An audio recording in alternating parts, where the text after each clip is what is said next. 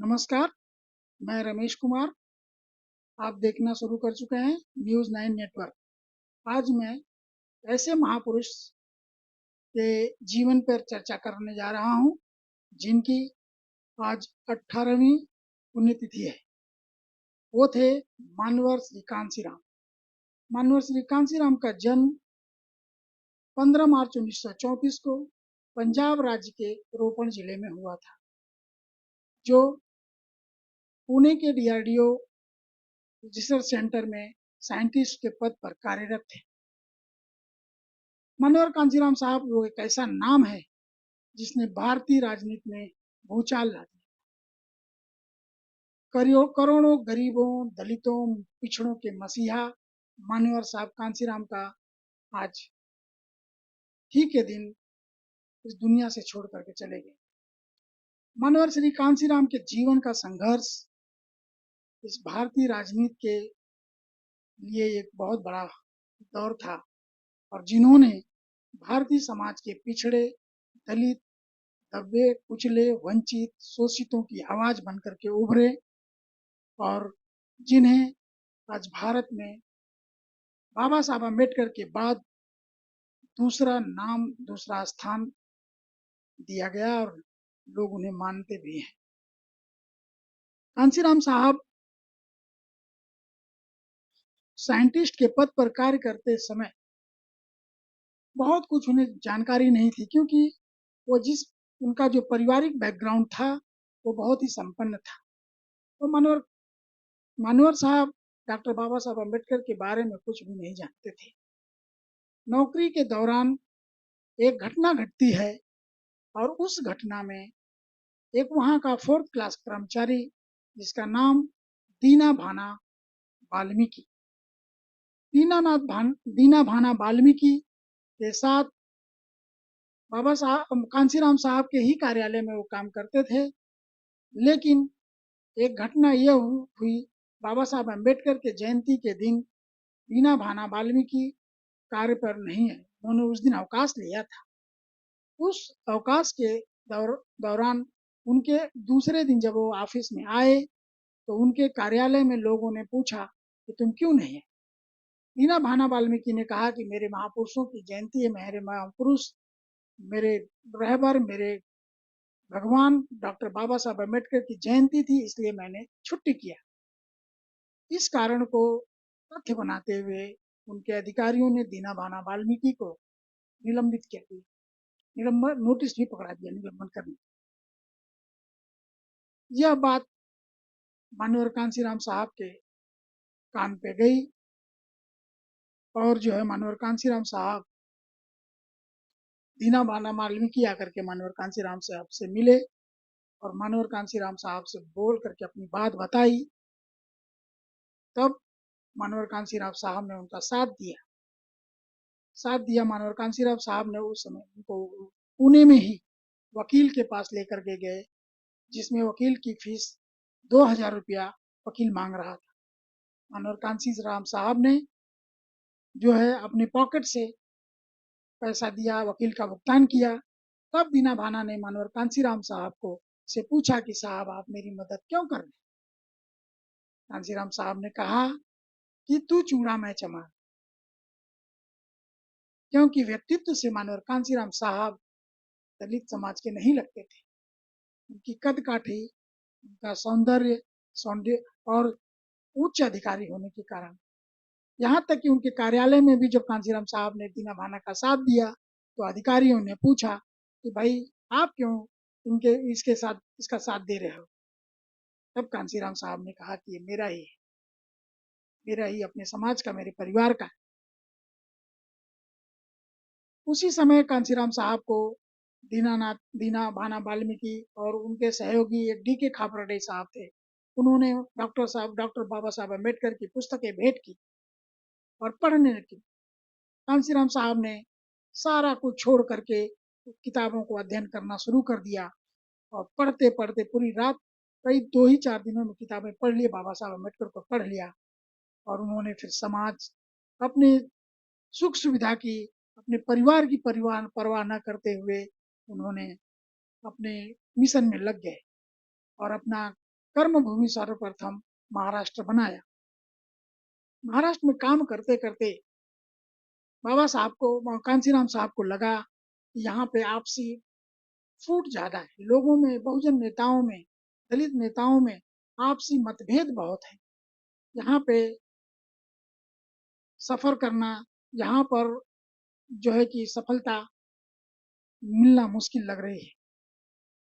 तब मानवर कांसीराम साहब ने उत्तर प्रदेश की तरफ रुख किया, जो दलित आबादी में सबसे बड़ा है और देश का सबसे बड़ा राज्य है। और यहाँ पे परिस्थितियां भी बहुत विकट थी। लोग जो है आपस में बहुत दबे कुचले और बहुत सारी समस्याओं से जूझ रहे थे। तब कांसीराम साहब ने सर्वप्रथम DS4 बना करके समाज की सेवा में लग गए।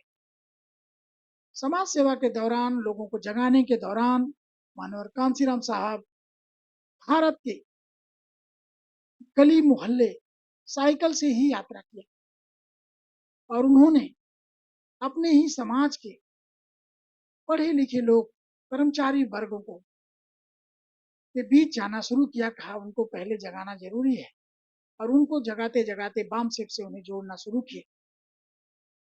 कुछ किस्से ऐसे भी बताए जाते हैं कि जब मानवर कांसीराम साहब अधिकारियों के दफ्तरों में जाते थे तो उस समय कुछ अधिकारी तो ऐसे मुंह मोड़ लेते थे, कभी कभी तो वे अधिकारी पीछे के दरवाजे से भी चले जाते थे। तमाम संघर्षों के बाद मानवर कांसीराम साहब ने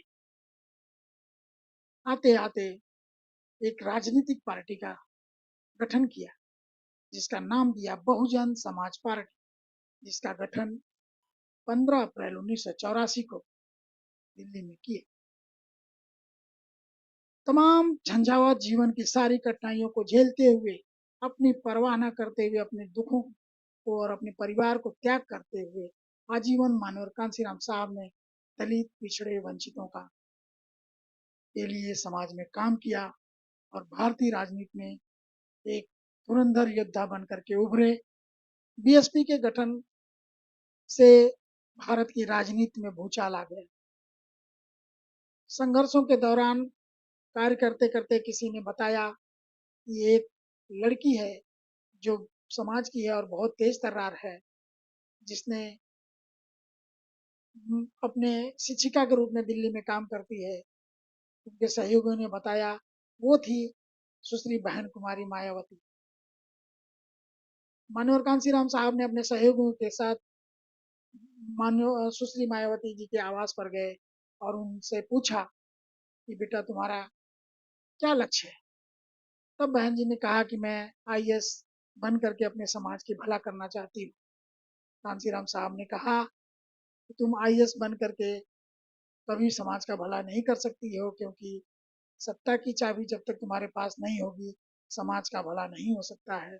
क्योंकि कांसीराम साहब का सोचना था कि सत्ता की ही चाबी असली चाबी है और तुम वो बनो, राजनीति में करो, जिससे कि कई IAS तुम्हारे आगे पीछे घूमा करेंगे, तुम्हारी पीछे फाइलें लेकर के घूमा करेंगे।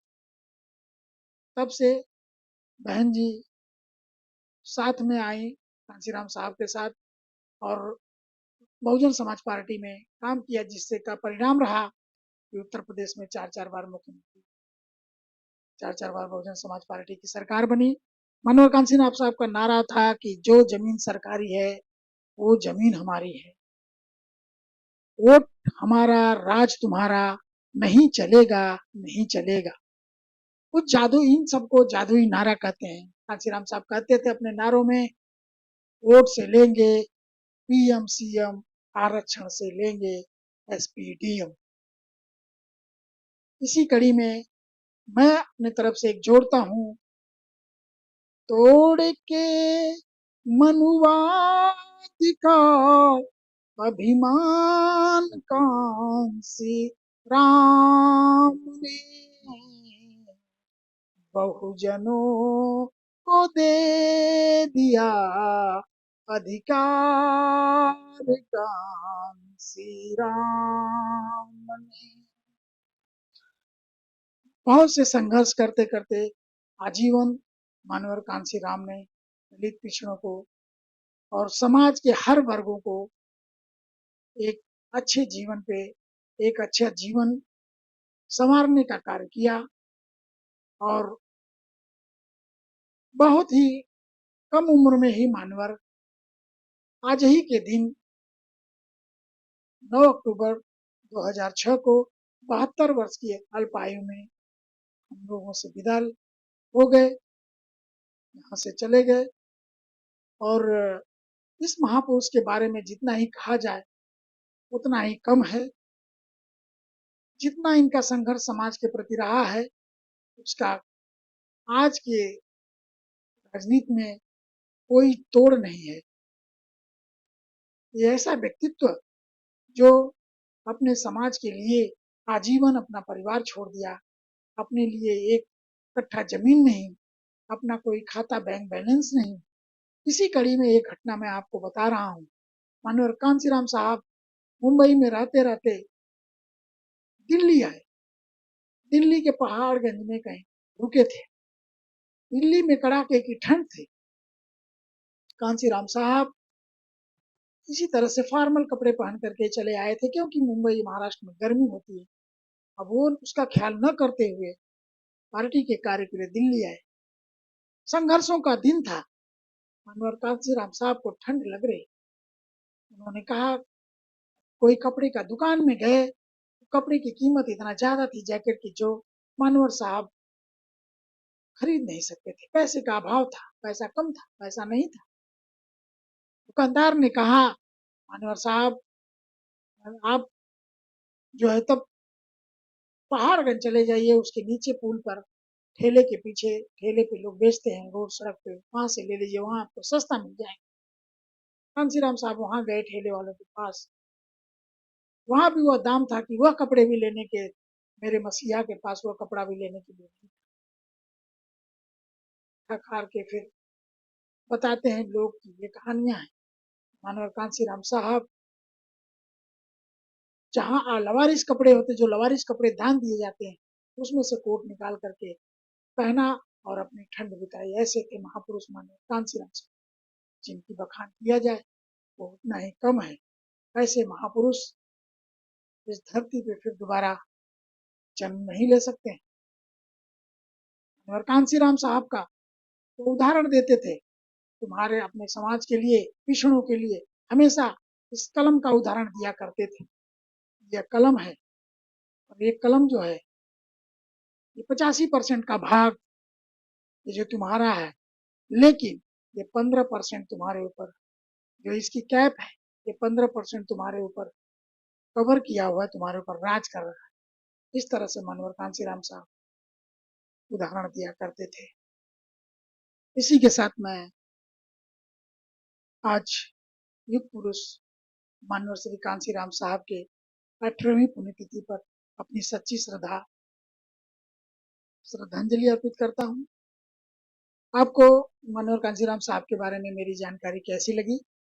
अगर अच्छी लगी हो तो वीडियो को लाइक करें, चैनल को सब्सक्राइब करें।